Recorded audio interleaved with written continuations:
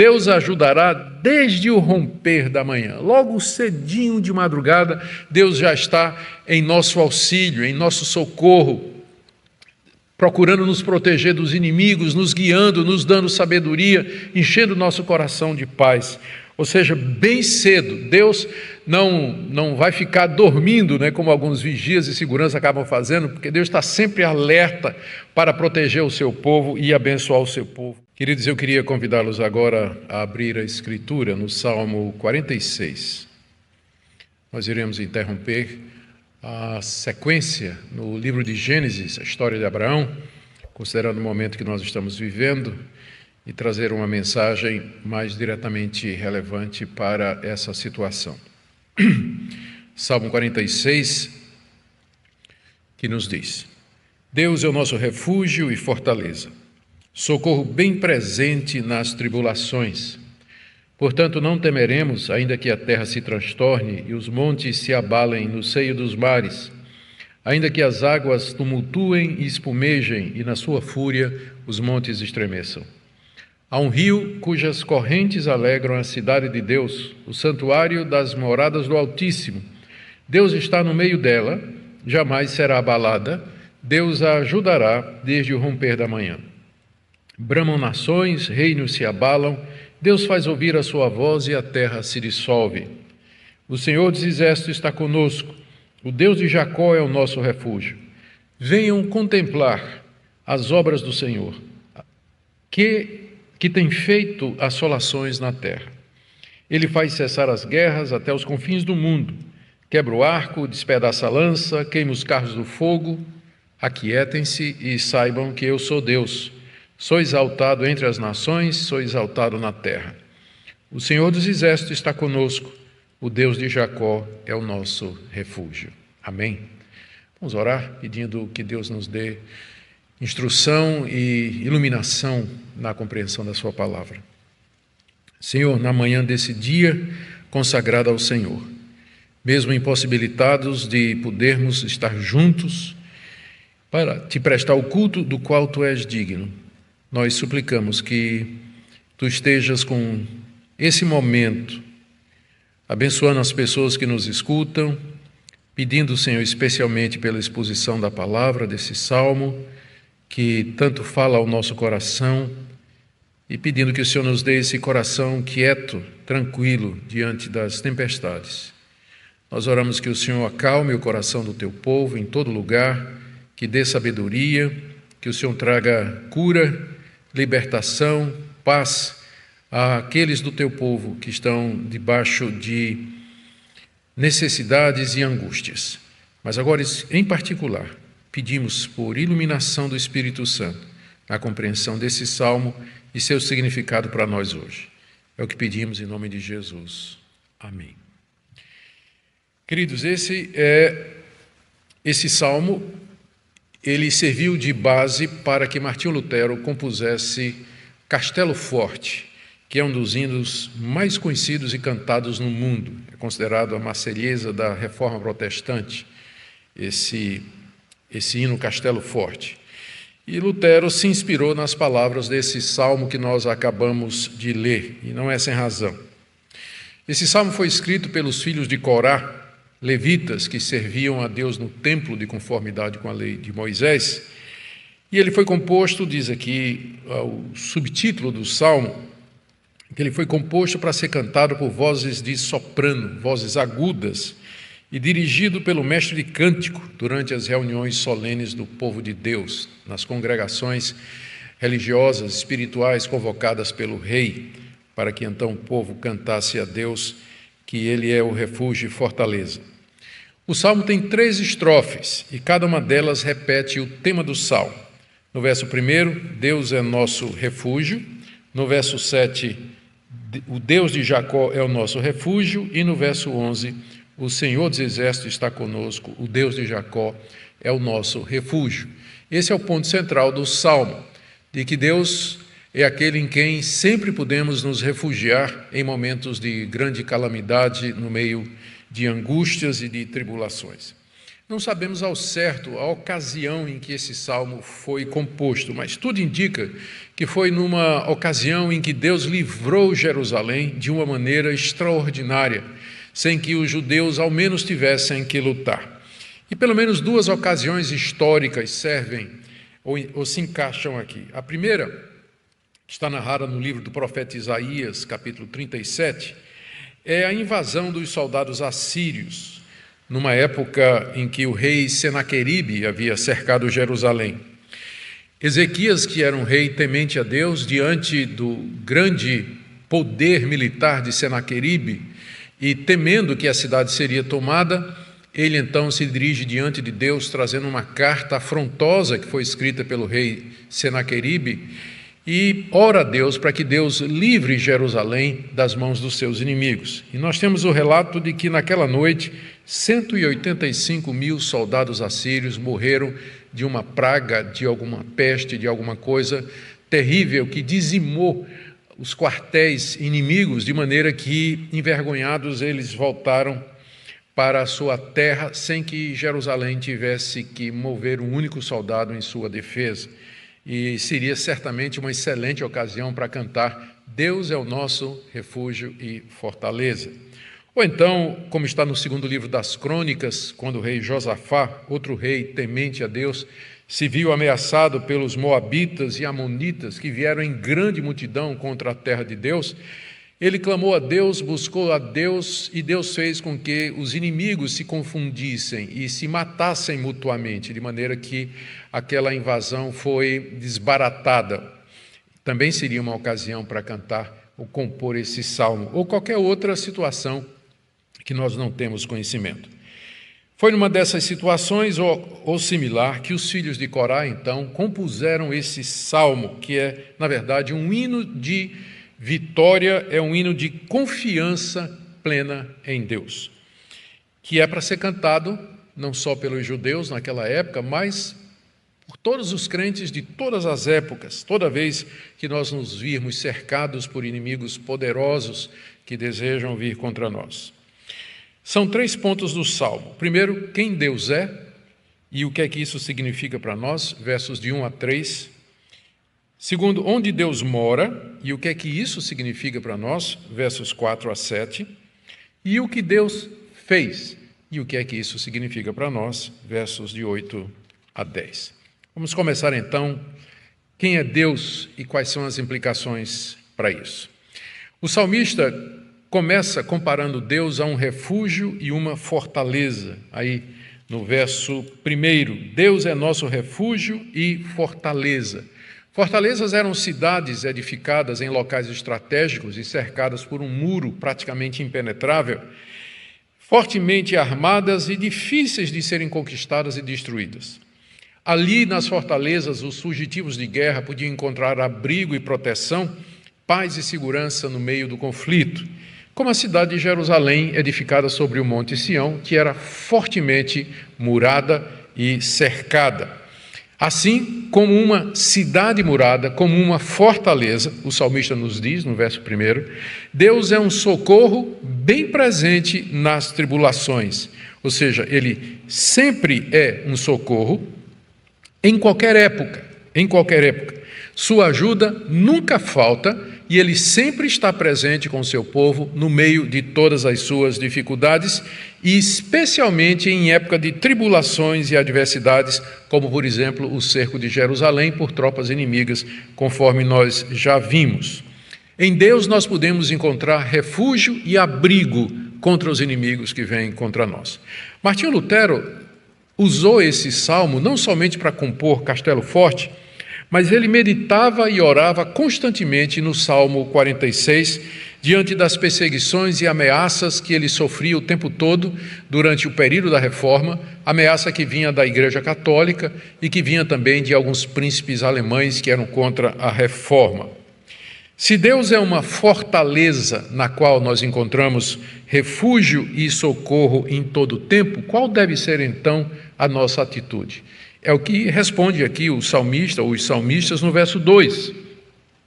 Portanto, veja só a sequência. No verso 1, Deus é nosso refúgio e fortaleza, socorro bem presente nas tribulações.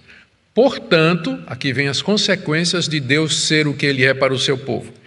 Portanto, não temeremos, não teremos medo, não vamos ficar assustados, apavorados, entrar em pânico, amedrontados, temendo pela nossa vida, a vida da nossa família, dos nossos filhos, amigos, temendo pelo nosso sustento, pela nossa integridade física, temendo pelas nossas liberdades, temendo ser alcançado pelos inimigos do povo de Deus. Nós sempre podemos encontrar refúgio em Deus e ali abrigo, segurança e socorro. Não temer é a consequência de nós sabermos que Deus é o nosso refúgio e fortaleza. Eu sei que esse é o momento em que muita gente está com o coração apreensivo, o coração com medo, o coração ansioso, o coração abatido e desanimado. Mas Deus é o nosso refúgio e fortaleza, e como uma cidade murada, como uma cidade fortificada e protegida, nós podemos correr para o nosso Deus e ali descansar o nosso coração, sabendo que Ele está no controle de todas as coisas, sabendo que Ele domina sobre tudo e todos e que o poder humano não é nada comparado com o poder divino. Portanto, não temeremos, não temeremos. E isso, mesmo diante das piores ameaças. Note que os salmistas, eles descrevem aqui algumas perturbações naturais que representavam o que de pior poderia acontecer naquela época, versos 2 e 3. Portanto, não temeremos, ainda que a terra se transtorne e os montes se abalem no seio dos mares, ainda que as águas tumultuem e espumejem e na sua fúria os montes estremeçam. Ele está falando aqui de terremotos, quando ele diz que a terra se transtorne, ou seja, que ela trema, que ela se abale, que mude de lugar, fazendo com que os montes sejam lançados nas profundezas dos mares. Aí no verso 2, a terra se transtorna, os montes se abalam no seio dos mares. Ou talvez tempestades e tsunamis, onde ele menciona aí no verso 3, que as águas tumulteiem e espumejem, e na sua fúria os montes estremeçam, tsunamis, tempestades violentas a ponto dos montes tremerem diante da braveza do oceano em fúria. Eles tremem, mas nós não, porque Deus é o nosso refúgio e fortaleza.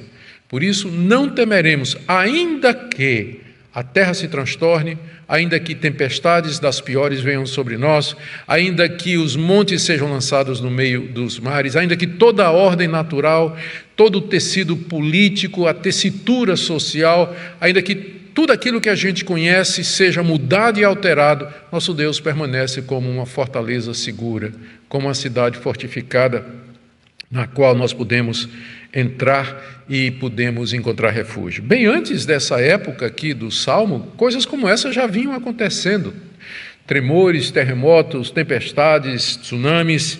Aqui essas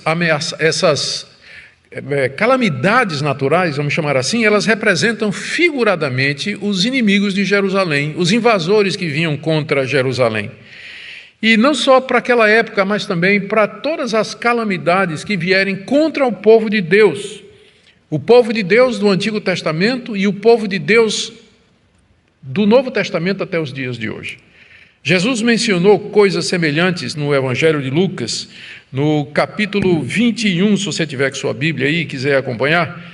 No verso 10 ele disse o seguinte, no sermão escatológico: nação se levantará contra nação, reino contra reino, haverá grandes terremotos, epidemias e fome em vários lugares, coisas espantosas e também grandes sinais vindos do céu.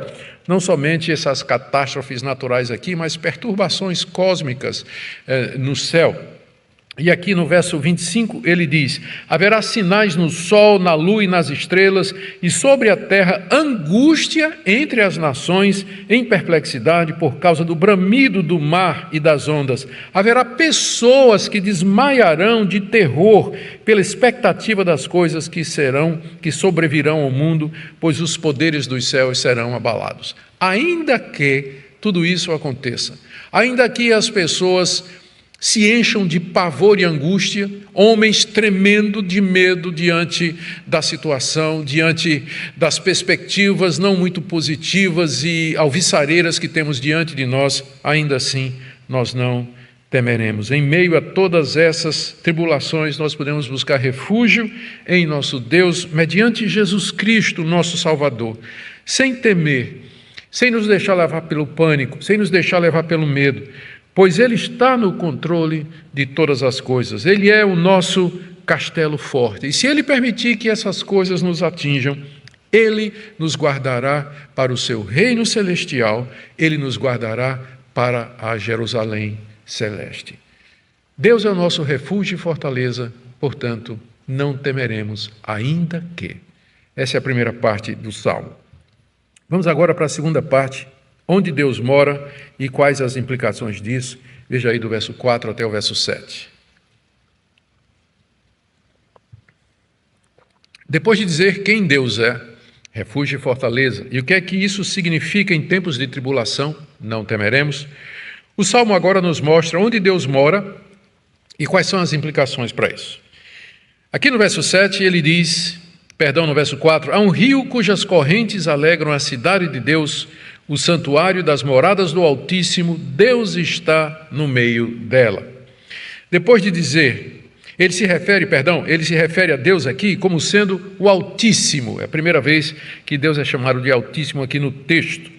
E essa expressão significa que Ele é o Deus sublime, maior do que toda a criação. Ele está acima da sua criação, Ele transcende a sua criação. Tudo que existe é obra das suas mãos. Portanto, Ele tem o controle absoluto de cada coisa que acontece, a ponto de Jesus dizer que não cai um fio de cabelo, não cai um pardal no chão, que não seja da vontade de Deus, e que os fios de cabelo da nossa cabeça estão todos contados, porque Deus é o Deus Altíssimo. Ele está acima de tudo e de todos, e Ele domina, governa o mundo que Ele criou de acordo com o seu plano e de acordo com o seu propósito. Apesar de Deus ser Altíssimo, Ele, contudo, habita em Jerusalém, que é chamada aqui a cidade de Deus, no verso 4. Ele fala, há um rio cujas correntes alegram a cidade de Deus, o santuário das moradas do Altíssimo, Deus está no meio dela. Ele é Altíssimo, mas Ele resolveu morar entre nós. Ele resolveu ter um santuário entre nós. Ele resolveu habitar entre nós, nos diz aí o Salmo. Deus está no meio da sua cidade, que é Jerusalém, que é a cidade de Deus, e nela vive. Ela é, verso 4, o santuário das moradas do Altíssimo. Que expressão maravilhosa para descrever Jerusalém, porque ali estava o templo, que era o local onde Deus era adorado e servido. Ali estava a Arca da Aliança, que representava o pacto de Deus com o seu povo, e também um local de propiciação dos pecados, onde o sangue era derramado sobre o propiciatório. Ali estava o sistema levítico, o sistema sacerdotal de pessoas que eram indicadas por Deus para ministrar os sacrifícios, interceder e orar pelo povo. Ali estava o culto verdadeiro que Deus havia ordenado. Deus se revelava e era adorado em Jerusalém, como havia estabelecido antes, através de Moisés, e mais depois através de Davi, que regulou o culto mais precisamente. Jerusalém era a casa de Deus, o santuário das moradas do Altíssimo.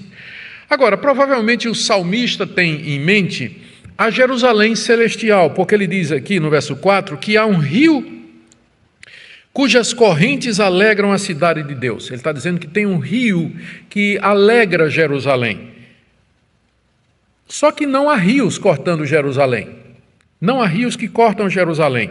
Ele provavelmente aqui, os salmistas, eles estão fazendo uma combinação do Jardim do Éden e de Jerusalém. O Jardim do Éden era cortado por 4 rios, Pison, Gion, Tigre e Eufrates, e um deles corria para o Jardim de Deus, para o Éden, para o paraíso.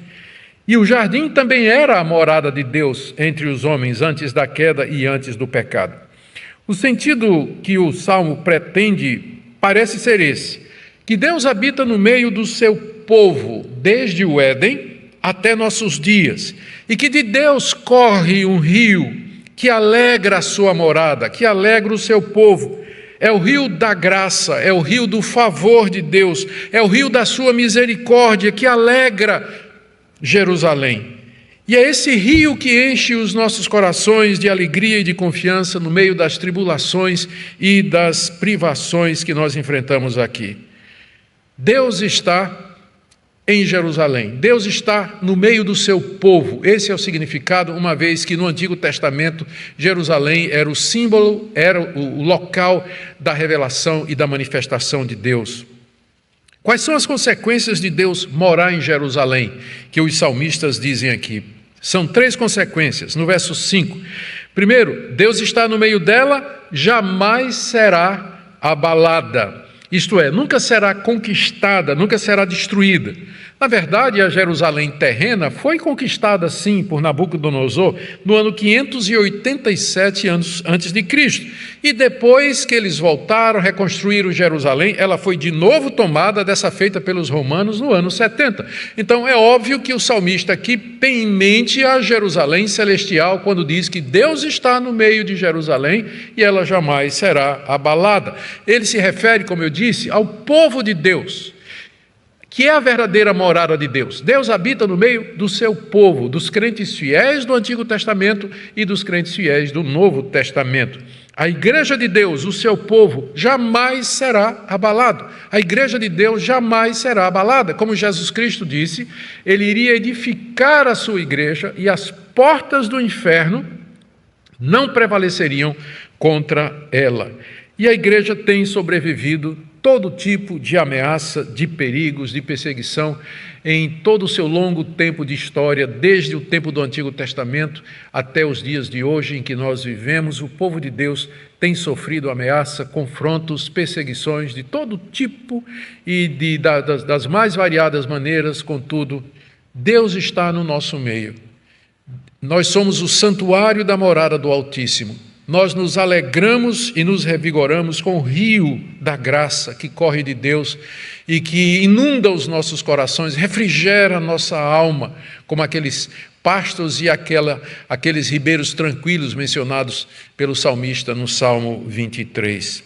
Segunda consequência de Deus morar em nosso meio é que Ele nos ajudará desde antemanhã, verso 5, Deus ajudará desde o romper da manhã. Logo cedinho de madrugada, Deus já está em nosso auxílio, em nosso socorro, procurando nos proteger dos inimigos, nos guiando, nos dando sabedoria, enchendo nosso coração de paz.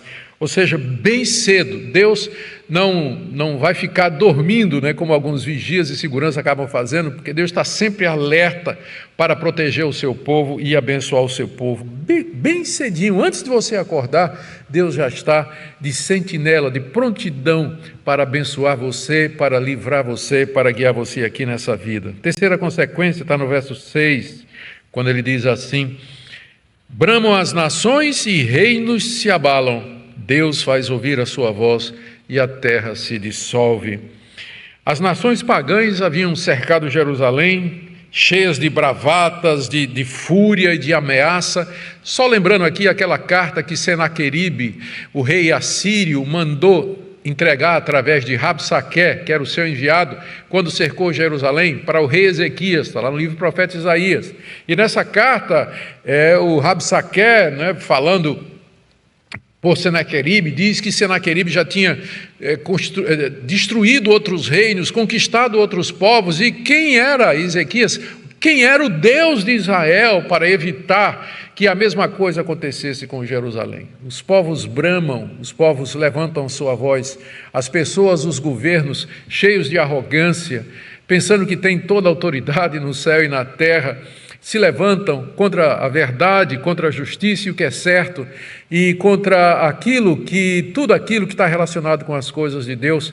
E eles bramam, eles clamam, falam grosso, e às vezes a gente fica com medo, não é? Mas olha a resposta aqui, parece que há uma comparação, um contraste evidente aqui. As nações bramam, clamam, cheio de arrogância, mas olha o contraste, no final do verso 6, Deus faz ouvir a sua voz e a terra se dissolve. As nações bramam, e Deus faz ouvir a sua voz e dispersa todos os seus inimigos. A voz de Deus é muito mais poderosa do que o clamor das nações, do que o grito dos poderosos, do que o grito de guerra dos inimigos. A voz de Deus acalma o nosso coração, realiza a sua vontade na terra e destrói os seus inimigos.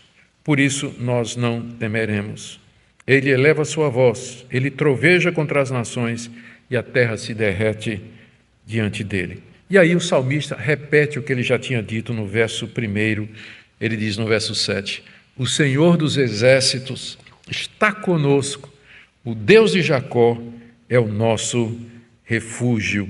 Agora ele se refere a Deus como sendo o Senhor dos exércitos, que sem dúvida significa que Deus é Senhor de tudo aquilo que Ele criou. O exército aqui é o exército dos céus, o exército dos anjos, toda a sua criação que o obedece. Ele comanda a todos. Deus tem o seu exército, que é toda a sua criação, e Ele dispõe desse exército para realizar a sua vontade aqui nesse mundo. A quem nós temeremos? De quem nós vamos ter medo? Por que nós ficamos ansiosos e preocupados? O Altíssimo faz a sua morada entre nós. O Senhor dos exércitos está conosco. O Deus de Jacó, o Deus da aliança, que fez uma aliança conosco em Cristo Jesus, Ele está conosco. Não é momento de angústia, de temor, de terror, de perplexidade, mas de lembrar que Deus é nosso refúgio e a nossa fortaleza. Agora vamos para a terceira parte do Salmo, que está aí do verso 8 até o verso 10. O que Deus fez e quais as implicações para isso. Nessa estrofe final, o Salmo mostra o que Deus fez e como nós devemos ver. No verso 8, ele convida os leitores a contemplar as obras de Deus. Venham contemplar as obras do Senhor, que tem feito assolações na terra. Ele faz cessar as guerras até os confins do mundo, quebra o arco, despedaça a lança, queima os carros no fogo. Ele se dirige aqui, naturalmente, os primeiros leitores eram os judeus que vinham adorar no templo, onde esse salmo era cantado. E os salmistas dizem algo assim: venham ver o que é que Deus tem feito, venham observar as obras do Senhor. Ele se refere, o salmo, a alguma coisa que Deus tinha feito recentemente, ao que Ele tem feito. O hebraico sugere isso, algo mais recente, alguma coisa que tinha acontecido há pouco tempo. Como nós vimos, talvez uma referência à libertação de Jerusalém de inimigos poderosos somente pelo poder e pelo trovoar da voz de Deus. E então o Salmo expõe as obras que Deus havia feito. Ele chama, venham ver o que é que Deus tem feito. E aí ele diz, o que é que Deus fez? Deus fez assolações na terra, está aí no verso 8. Ele pôs fim à guerra contra seu povo e no mundo inteiro, verso 9. E ele derrotou os exércitos inimigos, ainda no verso 9. Deus quebrou arcos, lanças, carros ou escudos, que eram instrumentos de guerra usados naquela época. É uma descrição bem gráfica da vitória de Deus contra exércitos inimigos que cercavam Jerusalém. Isso já tinha acontecido, isso era algo no passado. O Salmo, então, é um convite para que as pessoas olhem para a vitória que Deus deu ao seu povo e que eles comemorem e celebrem quem Deus é e que aquietem o seu coração, porque se Ele fez isso, Ele nos protege, Ele nos guarda e Ele vai continuar a fazer. Ele haverá de nos sustentar, Ele haverá de nos proteger em meio a toda essa calamidade. E quais eram então as consequências que viriam do fato do que Deus fez, não é? Primeiro vimos quem Ele é, onde Ele mora, e agora o que Ele fez, quais são as consequências disso. E aqui o Salmo fala dessas consequências como se fosse Deus falando. Quem sabe, certamente o próprio Deus responde e diz no verso 10, aquietem-se e saibam que eu sou Deus, sou exaltado entre as nações, sou exaltado na terra. Aqui Deus responde. O Salmo convida, venham ver as assolações que Deus fez na terra, venham ver as obras tremendas que Ele realizou, venham ver a vitória que Ele deu contra os inimigos, venham ver como Ele pacifica a guerra, Ele faz com que a guerra termine. E Deus então fala: aquietem-se e saibam que eu sou Deus.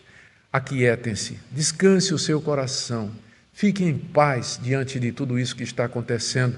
Não precisa entrar em pânico, não precisa perder a esperança e a tranquilidade, mas descansa nesse Deus. E o argumento para isso, né, é que Ele é quem Ele é. Eu sou Deus.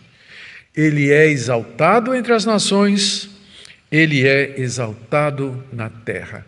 O hebraico permite que a tradução seja: serei exaltado entre as nações, serei exaltado na terra. É como se Deus dissesse: não se assustem com as tribulações do presente, não se assustem com os poderes humanos, não se assustem com as manifestações de hostilidade, porque eu serei exaltado entre as nações. Aqui o Salmo faz referência profética, escatológica, messiânica, ao reino daquele que haveria de vir, do Filho da mulher, o Filho da promessa, o Senhor Jesus Cristo, que haverá de reinar sobre tudo e todos, quando Ele vier a segunda vez e introduzir o seu reino celestial. Deus então será exaltado entre as nações, Ele será exaltado em toda a terra, porque Ele é o nosso Deus. E o Salmo termina com o mote, por assim dizer, o refrão que o caracteriza, no verso 11, dizendo: o Senhor dos Exércitos está conosco, o Deus de Jacó é o nosso refúgio. É a terceira vez que o Salmo diz isso. Como nós dissemos, esse é o ponto do Salmo, que Deus é o nosso refúgio, Ele é a nossa fortaleza, por isso não temeremos. Ele habita em nosso meio, Ele habita no meio do seu povo, e, portanto, o rio da graça que vem dele nos enche de alegria. O rio de Deus alegra as moradas, as suas moradas, o santuário das moradas do Altíssimo. Deus é tremendo, Ele fez assolações na terra, Ele venceu os inimigos, Ele terminou as guerras. Por isso, aquietem-se e saibam que eu sou Deus.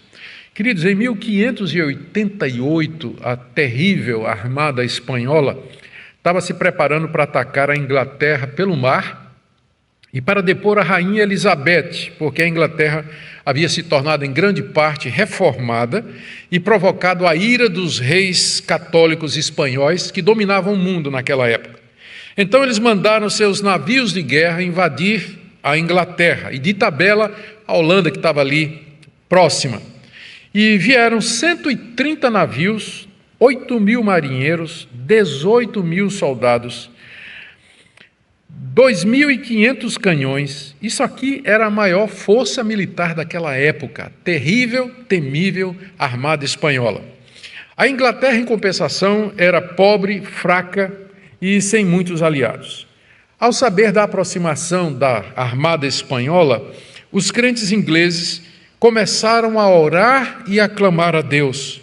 Muitos crentes holandeses também estavam orando e suplicando a Deus, porque o que acontecesse na Inglaterra aconteceria necessariamente também na Holanda. Quando menos esperado, então, uma furiosa tempestade da noite para o dia devastou a armada espanhola, quando ela tentava contornar a Inglaterra, Escócia e Irlanda. Os navios que sobraram, e foram poucos, tiveram de retornar derrotados à Espanha. Os holandeses, então, cunharam uma moeda na cidade de Dort, em 1588, onde mostra, de um lado, os holandeses orando de joelhos na praia, e a inscrição: o homem propõe, mas Deus é quem dispõe. E no outro lado está dito o salmo: pelos seus ventos, Deus os dispersou. Pelos seus ventos, Deus os dispersou. O que é que esse salmo nos ensina, queridos, caminhando para o fim? Primeiro, Deus habita no seu povo, que é a sua igreja. No Antigo Testamento, simbolizado pelo paraíso e por Jerusalém. No Novo Testamento, Deus habita na sua igreja, composta dos crentes no Senhor e Salvador Jesus Cristo, aquele por meio de quem nós temos acesso a esse refúgio e essa fortaleza. Aquele que morreu na cruz, que deu sua vida e ressurgiu vitorioso dos mortos, para que nós pudéssemos ter acesso ao trono do Altíssimo e ali nos alegrar no rio da graça que corre do seu trono até os nossos corações. Segunda lição que nós aprendemos é que Deus tem uma aliança com o seu povo, Deus tem uma aliança com a sua igreja. No Antigo Testamento, essa aliança foi feita com Abraão, com Isaac, Jacó, com Davi. E os crentes em Jesus Cristo, que têm a mesma fé de Abraão, Isaac, Jacó e de Davi, nós somos herdeiros dessas promessas. A igreja é o Israel espiritual,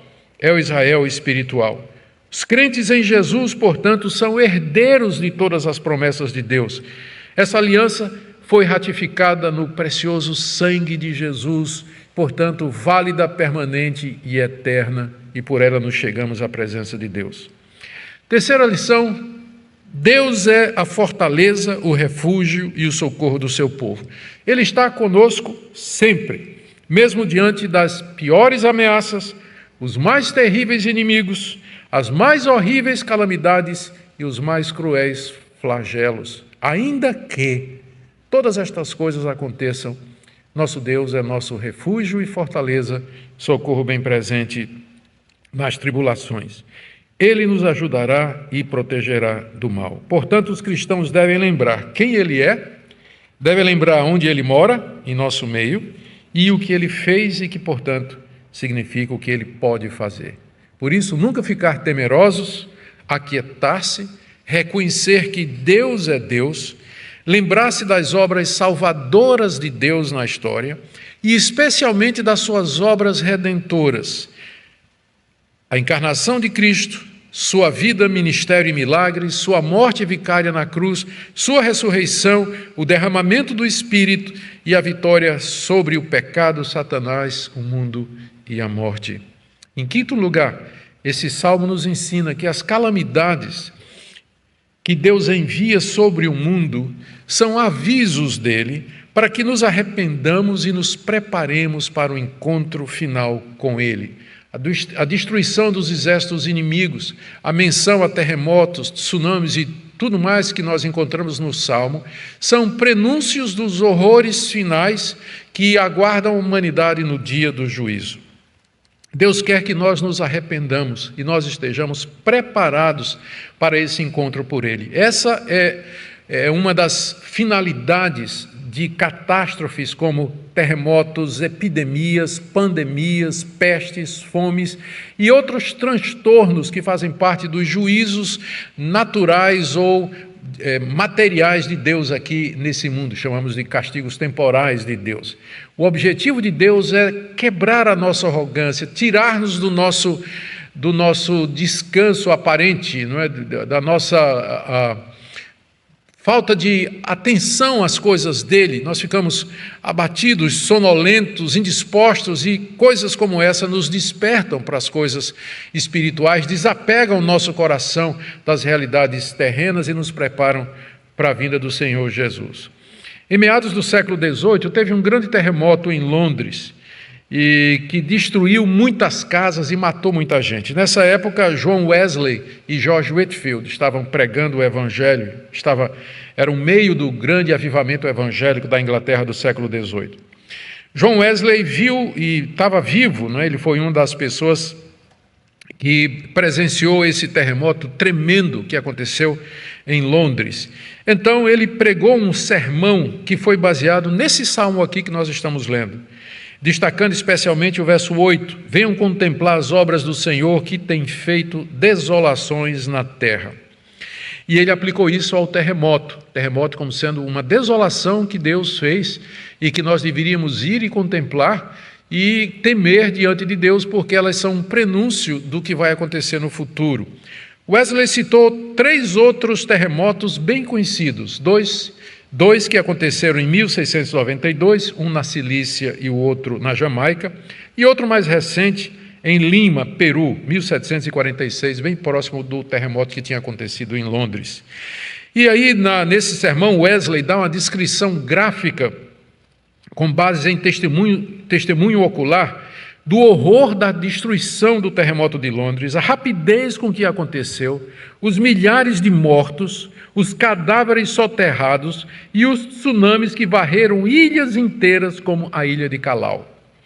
No final, ele avisa o povo de Londres: esses tremores que tivemos são um aviso de Deus, preparem-se para se encontrar com ele, porque o juízo final se aproxima. Venham, vejam as assolações que Deus tem feito na terra e temam diante daquele que tem todo o poder no céu e na terra. Não temam os homens. Os homens podem matar o nosso corpo, mas eles não podem matar a nossa alma. Tema aquele que pode, além de matar o corpo, lançar a sua alma no inferno eternamente. Deixe-me terminar, então, com algumas aplicações práticas. Para você que está aflito, está ansioso, está preocupado com tudo isso que está acontecendo no mundo, não é só a pandemia, não. Não são só os decretos, não, mas a incerteza financeira, a confusão de vozes, a desinformação, a perplexidade daquilo que está acontecendo no mundo, o que virá pela frente. Não deixe que essas coisas encham o seu coração de temor. Lembre do Salmo: ainda que o pior nos aconteça, como aconteceu com igrejas em países onde o evangelho é proibido, países comunistas, países islâmicos, onde a fé cristã é punida até com a morte, o exílio.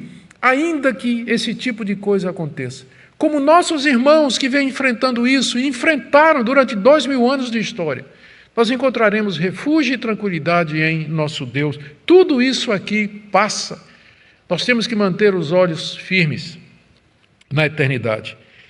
Devemos crer que Ele vai proteger sua igreja dos seus inimigos. Proteger aqui não significa que nós sempre teremos liberdade, que nós sempre teremos tranquilidade, teremos prosperidade. Não, significa que Ele vai nos guardar para o seu reino, ainda que nós tenhamos de perder tudo o que nós temos e enfrentar vicissitudes e angústias aqui nesse mundo.